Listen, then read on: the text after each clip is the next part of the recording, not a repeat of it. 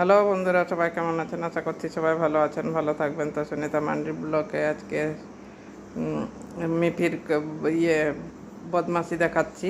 এই যে দেখুন কিভাবে এই সোফা আছে, ছোট্ট একটা সোফা আছে, ওইটা কিভাবে খাচ্ছে ওই যে সাইডে। মিফি, এই যে বদমাশি বদমাশি করছিস, ওইটা পেপার দিয়ে বেঁধে রেখেছি, তাও ওইটা খাচ্ছে। কীরকম বদমাশি করছে! হ্যাঁ, তোর শরীর খারাপ হবে না তো কার হবে? তোর পটি হবে না তো কার হবে? হ্যাঁ, এটা ওটা খাচ্ছিস কেন?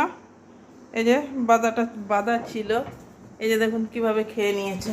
এই যে ওই যে ওই দিকটা খেয়ে নিয়েছে, বেঁধেছিলাম, আগেও খাচ্ছিল আর এখনও খাচ্ছে।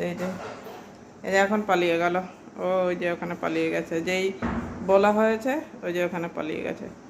এরকম দুষ্টুমি করে, মানে ওকে এরকম অবলা প্রাণীকে রাখা মানে বহুত ঝামেলা।